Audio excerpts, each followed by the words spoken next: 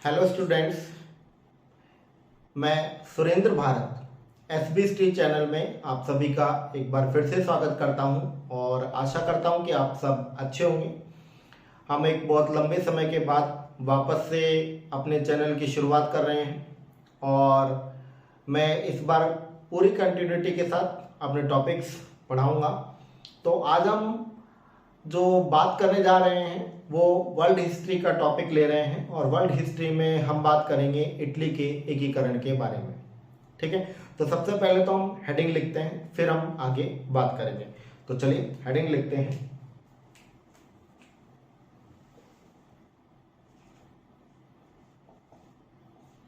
Italy का एकीकरण। देखिए, जैसा कि सब जानते हैं कि इटली का जो एकीकरण है वो 4 चरणों में पूर्ण हुआ है ना। और इटली के एकीकरण में 4 चरणों में, जैसे पहले चरण में हम बात करेंगे कि लोम्बार्डी का विलय हुआ, दूसरे चरण में मध्यवर्ती राज्यों जिसमें परमा, मोडेना, टस्कनी का विलय हुआ, तीसरे चरण में अगर हम बात करेंगे कि सिसिली और नेपल्स का विलय हुआ जिसमें गैरिबाल्डी की विशेष भूमिका थी, और चौथे चरण में अगर हम बात करें तो वेनेशिया और रोम का क्या हुआ, विलय हुआ। ठीक है, तो यहाँ पर तो हम इस तरीके से इटली के चरण पढ़ेंगे, लेकिन इन चरणों से पहले हम इटली की पृष्ठभूमि भी देखेंगे कि इटली की क्या पृष्ठभूमि रही। ठीक है, इसके अलावा हम बात करेंगे कि इटली के एकीकरण में क्या समस्याएं रही, क्या बाधक तत्व थे, फिर इटली के एकीकरण में क्या सहयोगी तत्व रहे, और फिर हम इटली के चरणों के बारे में पढ़ेंगे। और तो सबसे पहले हम एक चार्ट या कुछ महत्वपूर्ण बिंदुओं को हम लिख लेते हैं और फिर हम आगे बात करेंगे। ठीक है, तो चलिए हम बात करते हैं।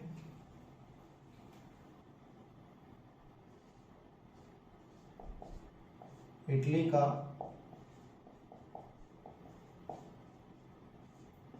शाब्दिक अर्थ।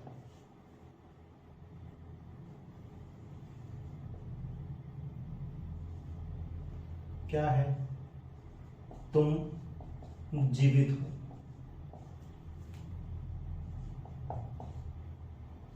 ठीक है, इटली का शाब्दिक अर्थ है। इटली को एकमात्र भौगोलिक अभिव्यक्ति किसने कहा था? ऑस्ट्रिया के प्रधानमंत्री या चांसलर किसने? मेटरनिख ने कहा था। ठीक है, हम जब इटली के एकीकरण की बात करते हैं तो उससे पहले हम 2 विचारकों के बारे में बात करेंगे। एक दाते हैं और एक मैकावली है। दाते की अभिलाषा थी कि टाइबर नदी के तट पर स्थित रोम किसी साम्राज्य का क्या बने, केंद्र बने, और मैकावली जो प्रसिद्ध राजनीतिज्ञ थे उनका ये मानना था कि इटली के छोटे बड़े राज्यों में से कोई राजकुमार ऐसा निकलना चाहिए जो इन्हें एकता के सूत्र में क्या करे, बांध सके। जब हम इटली के एकीकरण को पढ़ते हैं तो हम पढ़ते हैं कि इटली में राष्ट्रीयता का जो जनक है वो कौन है? नेपोलियन है। ठीक है, नेपोलियन बोनापार्ट जिसने इटली क्या करी थी, इटली की विजय की थी। और इटली की विजय के पश्चात 1797 में सिस अल्पाइन गणतंत्र का क्या करा था, गठन किया था, जिसमें इटली के छोटे बड़े राज्यों को आपस में समाहित करके 3 भागों में क्या कर दिया था, विभक्त कर दिया था। लेकिन ऐसे क्या कारण रहे कि हम उसे इटली में राष्ट्रवाद का जनक कहते हैं? जैसे देखिए, उसने कुछ महत्वपूर्ण कार्य किए। एक तो ये कि जैसा हम बात करें कि उसने इटली में जो सामंतवाद की जो प्रथा प्रचलित थी उसको समाप्त किया। आंतरिक व्यापार में जो प्रतिबंध लगा रखे थे, ठीक है, उस पर उसको उसने क्या कर दिया था, समाप्त कर दिया था। इसके अलावा पूरी इटली में एक समान कानूनी संहिता क्या करी थी, लागू की थी। और उसकी जो महाद्वीपीय प्रणाली थी, उस महाद्वीपीय प्रणाली के तहत इटली के वस्त्र उद्योग के द्वारा वहाँ उसका औद्योगिक और आर्थिक विकास किया। तो इन सब बातों ने इटली को एक तरीके से एकता के सूत्र में बांधा। ठीक है, इसलिए ये कहा जाता है कि इटली में राष्ट्रवाद का जो जनक है वो कौन है? नेपोलियन बोनापार्ट है। ठीक है, और मैरियट ने भी कहा है कि नेपोलियन ही वो पहला व्यक्ति है जिसने इटली को एक राष्ट्रीय एकता क्या करी, प्रदान की। तो चलिए अब हम आगे बात करते हैं कि हम इटली के एकीकरण को पढ़ेंगे तो हम क्या क्या पढ़ेंगे इसमें। तो देखिए, एक तो हम इसमें पृष्ठभूमि पढ़ेंगे, ठीक है। दूसरा हम इसमें एकीकरण में बाधक तत्व क्या रहे, फिर हम एकीकरण में सहायक तत्व कौन से थे, और फिर हम एकीकरण के चरण पढ़ेंगे कि इटली का एकीकरण कितने चरणों में संपन्न हुआ। तो यहाँ हमें पता है 4 चरणों में संपन्न हुआ, ठीक है। अब हम सबसे पहले बात करते हैं कि इटली में राष्ट्रवाद का जो जनक है वो कौन है, नेपोलियन। तो सबसे पहले हम अपना यही टॉपिक लेंगे, पृष्ठभूमि, ठीक है। इसी पर हम बात करेंगे। इटली में राष्ट्रवाद का जनक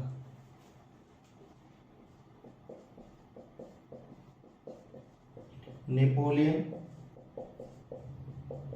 बोनापार्ट माना जाता है,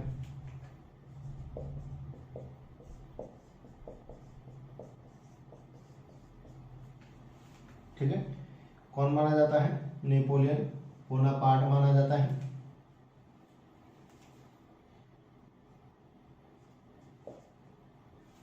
नेपोलियन ने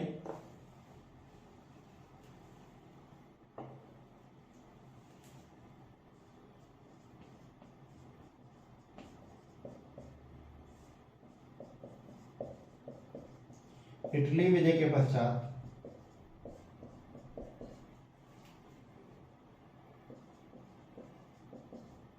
(1797) में सिस अल्पाइन गणतंत्र का गठन किया,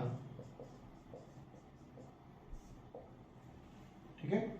किसका गठन किया था, 1797 में सिस अल्पाइन गणतंत्र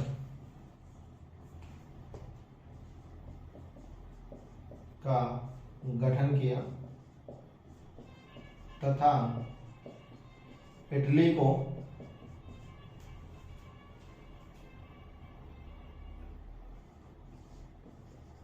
तीन भागों में समाहित कर दिया,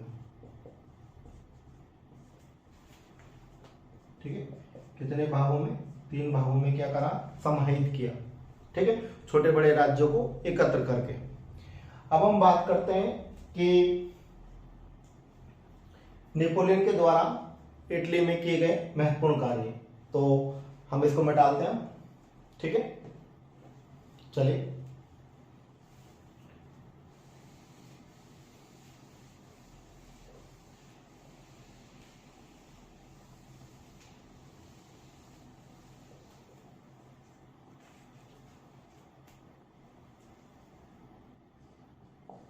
तो यहां लिखते हैं नेपोलियन द्वारा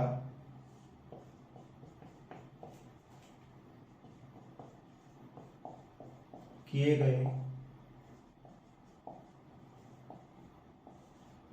महत्वपूर्ण कार्य। देखिए, नंबर 1, इटली में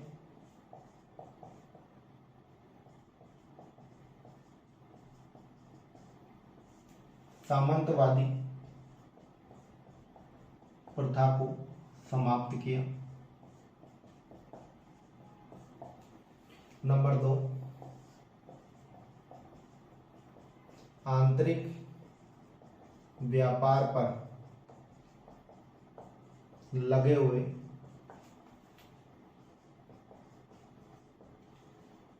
प्रतिबंधों को समाप्त किया। नंबर 3, एक समान कानूनी संहिता लागू की।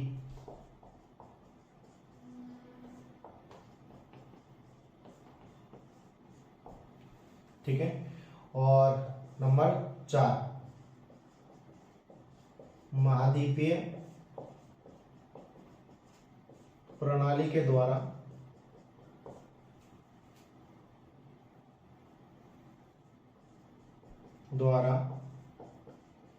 इटली के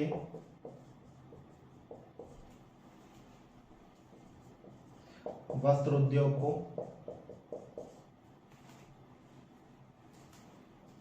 बढ़ावा देकर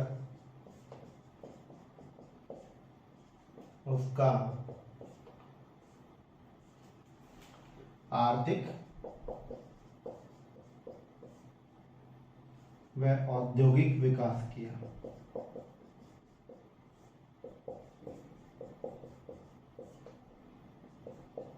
आर्थिक व औद्योगिक क्या करा, विकास किया। तो ये जो घटनाएं हैं, ये महत्वपूर्ण कार्य जो हैं कि इटली में सामंतवादी प्रथा को क्या करा, समाप्त किया। आंतरिक व्यापार पर लगे हुए प्रतिबंधों को क्या करा, समाप्त किया। एक समान कानूनी संहिता क्या करी, लागू की, और इटली के आर्थिक और औद्योगिक विकास को बढ़ावा दिया। तो इन सब कारणों के कारण इटली को, या इटली में राष्ट्रवाद का जो जनक माना जाता है वो कौन माना जाता है, नेपोलियन माना जाता है। तो यहाँ पर जो इतिहासकार है मेरियट, तो मेरियट का कथन क्या लिखते हैं, तो लिखेंगे कि मेरियट ने क्या कहा है, मेरियट ने कहा है कि नेपोलियन ही वह व्यक्ति था जिसने सर्वप्रथम इटली को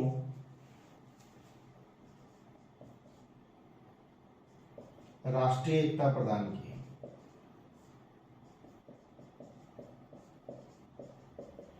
राष्ट्रीय एकता क्या करी, प्रदान की। ये कथन किसका है, ये कथन मेरियट का है।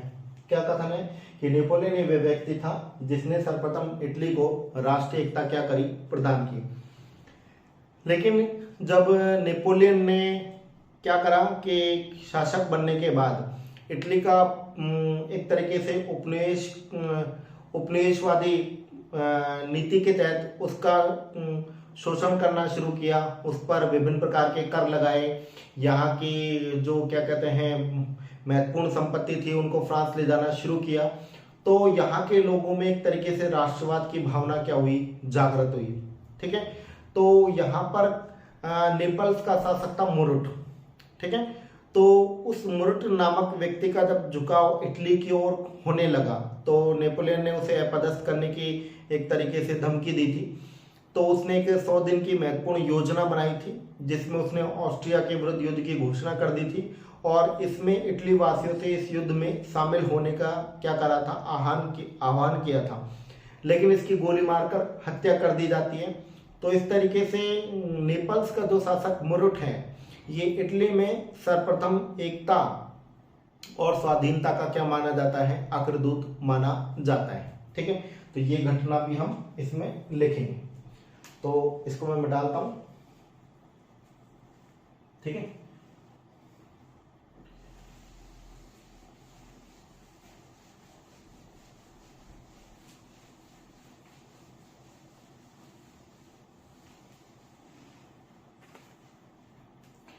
तो लिखते हैं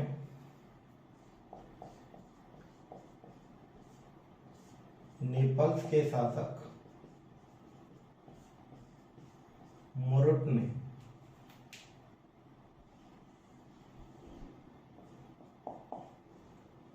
मुरुट ने 100 दिन की साहसिक योजना बनाई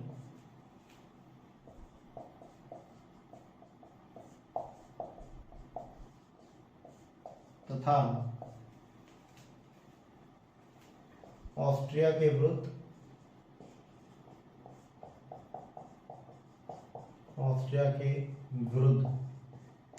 युद्ध की घोषणा की तथा इटली की जनता से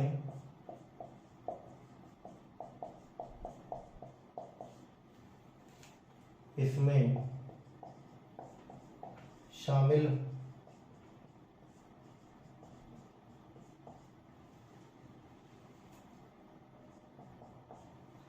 होने का न्योता दिया या आह्वान किया। ठीक है, लेकिन इसकी गोली मारकर हत्या कर दी गई, हत्या कर दी गई। तो नोट क्या लिखेंगे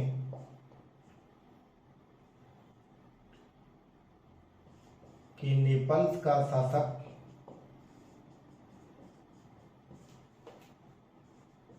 मुरुट ही सर्वप्रथम इटली में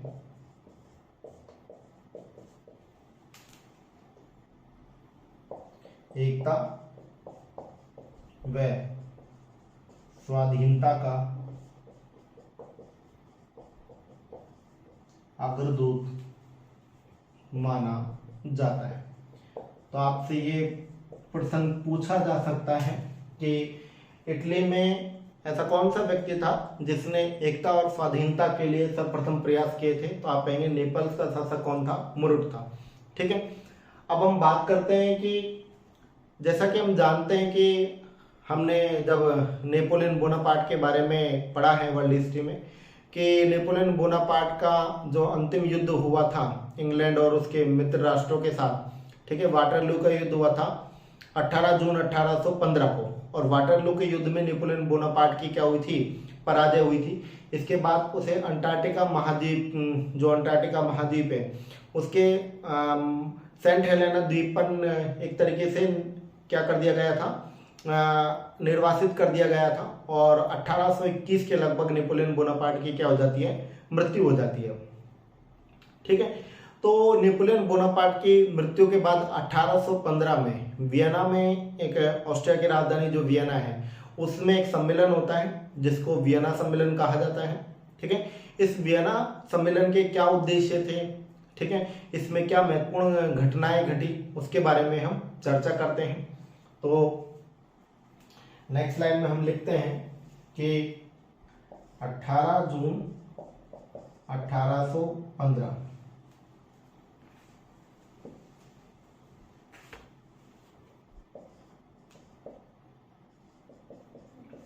वाटरलू का युद्ध,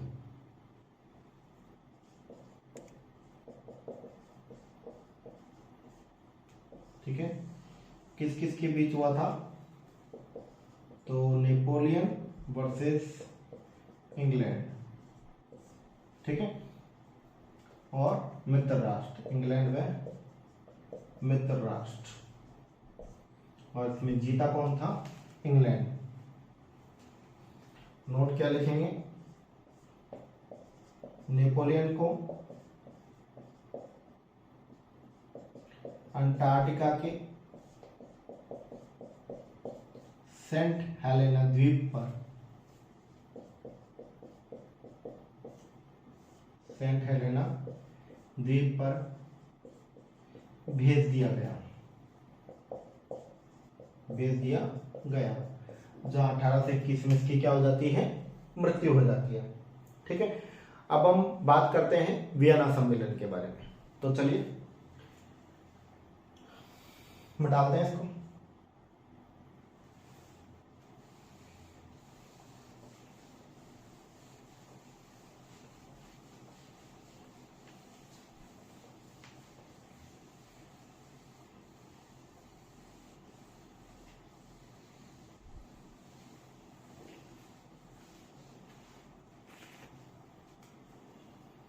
देखिए, वियना सम्मेलन कब हुआ? 1815 में हुआ। ठीक है, वियना सम्मेलन 1815 में हुआ। कहां पर हुआ?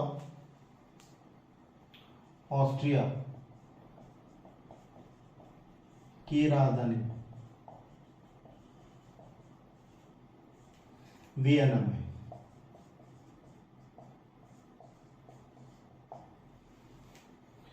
इसकी अध्यक्षता किसने की?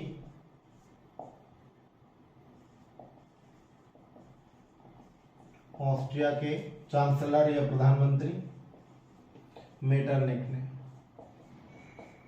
ठीक है, और ये इसी मेटरनिख ने इटली को एकमात्र भौगोलिक अभिव्यक्ति कहा था। किसने? मेटरनिख ने। ठीक है, इसके अलावा हम बात करें कि वियना सम्मेलन में कौन सा ऐसा यूरोपीय देश था जिसने भाग नहीं लिया था? तो तुर्की एकमात्र यूरोपीय देश था जिसने इसमें भाग नहीं लिया था। बाकी सभी यूरोपीय देशों ने भाग लिया था। तो लिखते हैं इस सम्मेलन में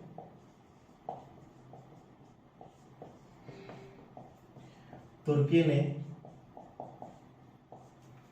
भाग नहीं लिया था। तुर्की ने भाग नहीं लिया था। ठीक है, अब हम बात करते हैं कि वियना सम्मेलन के उद्देश्य क्या थे। ठीक है, देखिए वियना सम्मेलन का उद्देश्य अगर हम देखें तो जैसे इटली में जो राष्ट्रवाद की भावना पनप रही थी, उस राष्ट्रवाद की भावना को तोड़ना या कमजोर करना। दूसरा ये कि नेपोलियन के द्वारा जो इटली में व्यवस्थाएं स्थापित की गई थी उनको परिवर्तित करना, और फ्रांस के शासक लुई 18वें को गद्दी पर बैठाना। और इसी के साथ इटली में राष्ट्रवाद की जो भावना थी उसको कमजोर करने के लिए इटली को 8 भागों में क्या कर दिया गया था? बांट दिया गया था। ठीक है, तो चलिए हम लिखते हैं इसके उद्देश्य। नंबर 1, इटली में पनप रही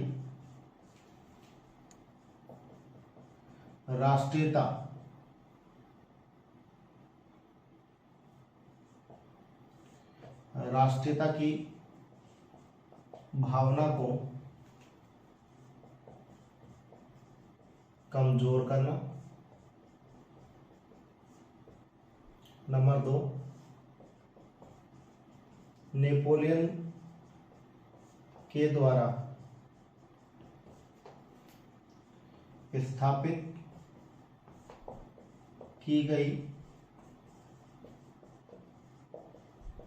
व्यवस्थाओं में परिवर्तन करना। और तीसरा, लुई 18वें को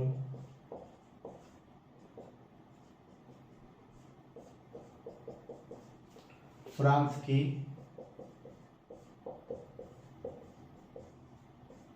गद्दी पर बैठाना। ठीक है, तो ये वियना सम्मेलन के क्या थे? उद्देश्य थे। ठीक है, फिर हम लिखते हैं इटली को कमजोर करने के लिए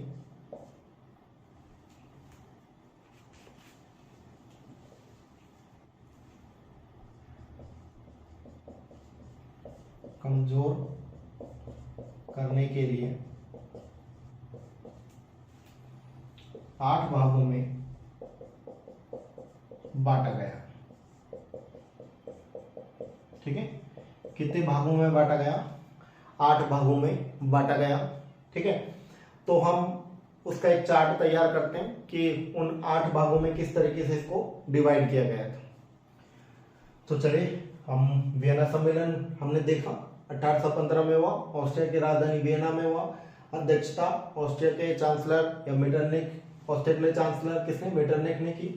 इस सम्मेलन में तुर्की ने भाग नहीं लिया था। उद्देश्य राष्ट्रीयता की भावना को कमजोर करना, नेपोलियन के द्वारा स्थापित की गई व्यवस्थाओं में परिवर्तन करना, और लुई 18वें को फ्रांस की गद्दी पर बैठाना।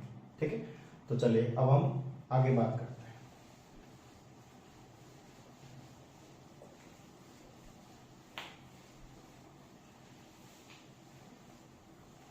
तो इस वियना सम्मेलन के तहत इटली को 8 भागों में बांटा गया है ना।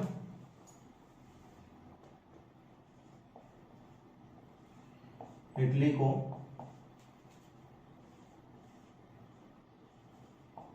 8 भागों में बांटा गया। ठीक है, जैसे हम बात करें नेपल्स और सिसिली, तो यहां पर फर्डिनेंड प्रथम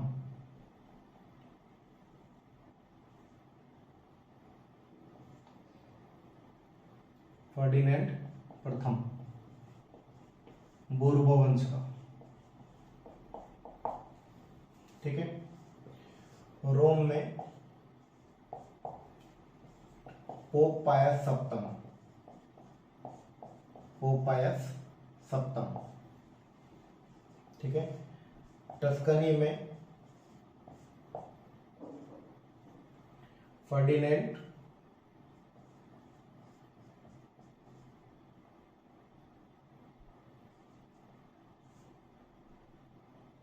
तृतीय, ये हैप्सबर्ग वंश का,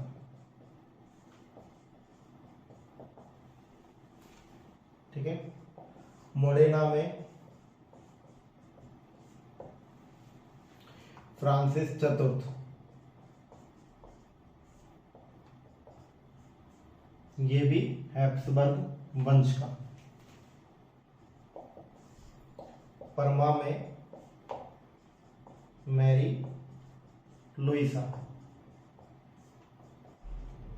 नेपोलियन की पत्नी या विधवा रानी, ठीक है। और एक तरीके से ऑस्ट्रिया की राजकुमारी थी मैरी लुइसा, ठीक है। इसके अलावा पीडमांट और सार्डिनिया, पीडमांट व सार्डिनिया, ठीक है। विक्टर इमैनुअल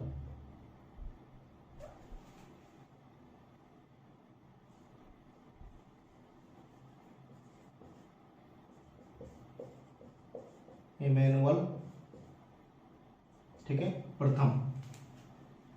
पीडमांट व सार्डिनिया में कौन है?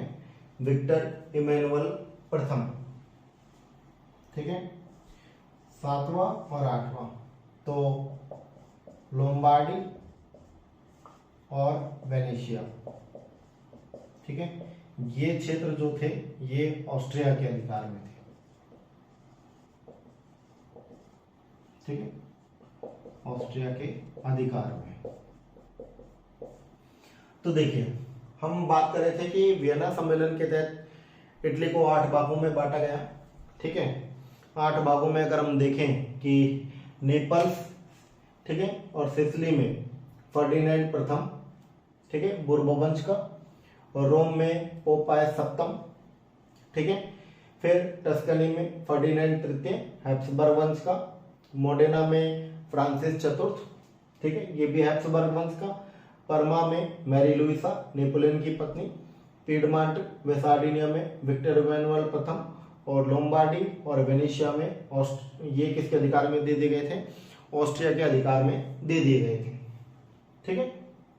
ये अब हम बात करते हैं कि जो वियना सम्मेलन जो था, ठीक है, तो म्यूरल ग्रिड रॉड का क्या कथन है कि वियना व्यवस्था ने इटली के एकीकरण को 100 वर्ष पीछे क्या कर दिया था? धकेल दिया था। ये किसका कथन है? म्यूरल ग्रिड रॉड का कथन है, ठीक है। अब हम यहाँ पर अभी तक जो हमने देखा है वो एक तरीके से इसकी क्या है? पृष्ठभूमि रही है। अब हम बात करते हैं कि इटली के एकीकरण में बाधक तत्व क्या थे, ठीक है।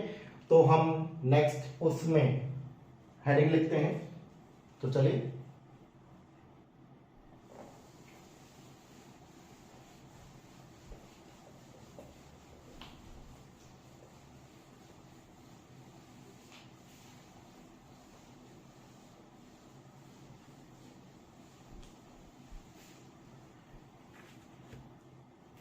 यहां हम बात करेंगे इटली के एकीकरण में बाधक तत्व। ठीक है। तो देखिए इटली के एकीकरण में बाधक तत्व, हम इनके पॉइंट्स लिख लेते हैं। जैसे हम बात करेंगे कि इटली के एकीकरण में सबसे बड़ी बाधा थी ऑस्ट्रिया, ठीक है। तो ऑस्ट्रिया का प्रभुत्व इटली के एकीकरण में सबसे बड़ी क्या थी, बाधा थी। इसके अलावा हम बात करें कि पोप का राज्य, तो पोप का जो राज्य था, ठीक है, वो उत्तरी और दक्षिणी इटली के एकीकरण में क्या था, सबसे बड़ी बाधा थी, ठीक है।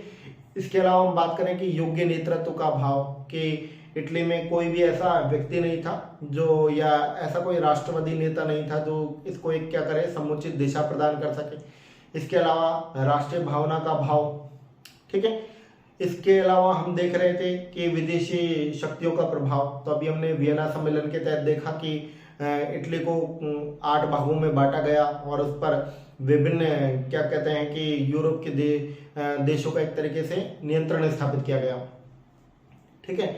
इसके अलावा हम बात करें कि इटली में अलग अलग उसकी क्या थी, विचारधाराएं थी। जैसे हम बात करेंगे गणतंत्रवादी विचारधारा, संघवादी विचारधारा और एक संवैधानिक राजतंत्रवादी विचारधारा, ठीक है। गणतंत्रवादी विचारधारा में हम बात करें कि मैजिनी और गैरिबाल्डी, ठीक है।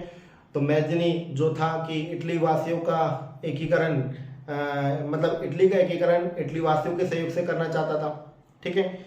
और हम बात करें कि संघवादी जिसका समर्थक कौन था, जियोबर्टी था, जिसने नवयुग इल्फ आंदोलन चलाया था। और जियोबर्टी ने एक पुस्तक लिखी थी, इटली की नैतिक व नागरिक श्रेष्ठता, ठीक है। और इस पुस्तक में उसने पोप पायस नवम के अधीन, ठीक है, वो इटली के राज्यों का एकीकरण करना चाहता था, या इटली का एकीकरण करना चाहता था, ठीक है। और चार्ल्स एल्बर्ट, ठीक है, और काबूल, ये संवैधानिक राजतंत्रवादी थे जो पीडमांट और सार्डिनिया के राज परिवार के नेतृत्व में इटली का एकीकरण करना चाहते थे। तो सबसे पहले हम इन पॉइंट्सों के बारे में लिखते हैं, ठीक है। तो एकीकरण में बाधक तत्व क्या थे, तो लिखते हैं ऑस्ट्रिया का प्रभुत्व,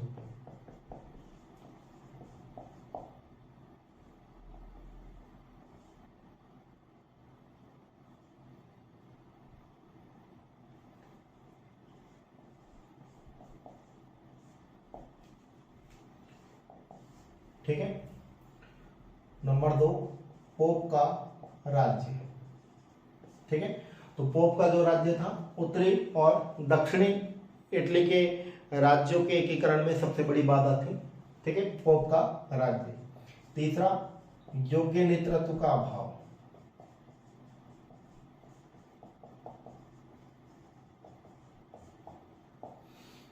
चौथा, राष्ट्रीयता की भावना का अभाव, या राष्ट्रीयता की भावना का अभाव, ठीक है। इसके अलावा हम बात करें विदेशी शक्तियों का प्रभाव, विदेशी शक्तियों का प्रभाव। और नंबर 6 पर हम बात करें अलग अलग विचारधाराएं, ठीक है। तो इन सब में डिटेल लिखने की जरूरत नहीं है। पोप का राज्य मैंने आपको बता ही दिया है कि ये उत्तरी और दक्षिणी इटली के राज्यों के एकीकरण में सबसे बड़ी बाधा थी। विचारधाराओं में हम बात कर लेते हैं कि अलग अलग जो विचारधाराएं थी, तो देखिए यहां पर अगर हम देखें कि विचारधाराओं में एक गणतंत्रवादी, ठीक है, एक संघवादी और एक संवैधानिक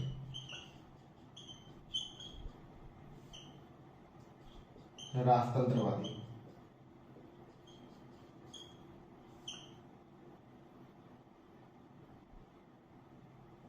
ठीक है। गणतंत्रवादी के समर्थक कौन थे, तो इसमें आपको याद रखना है मैजनी व गैरिबाल्डी,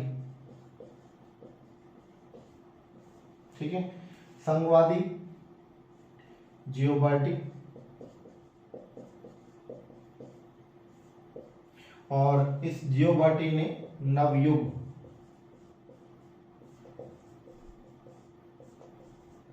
एल्फ आंदोलन चलाया था,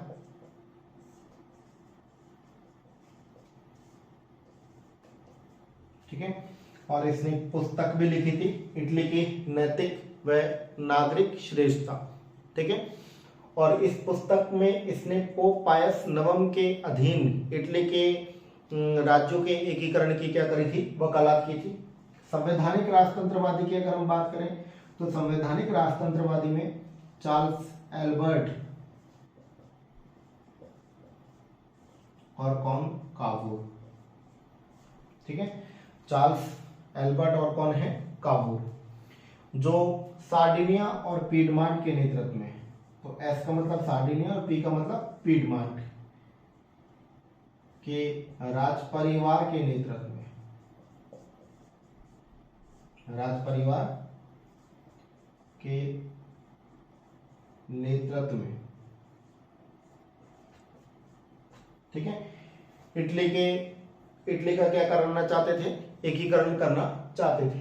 तो यहां पर हमने अभी तक जो पढ़ा वो हमने एक तरीके से इटली का अर्थ पढ़ा, ठीक है। इटली का क्या अर्थ है, इटली में राष्ट्रीय एकता का जनक नेपोलियन जो बोनापार्ट है, तो क्यों कहा जाता है उसके हमने महत्वपूर्ण पॉइंट्स पढ़े।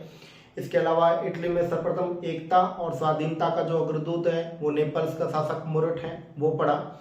इसके अलावा हमने वियना व्यवस्था यानी वियना सम्मेलन के बारे में पढ़ा, उसमें क्या घटना चक्र हुए, उसके क्या उद्देश्य रहे, वो भी हमने पढ़े।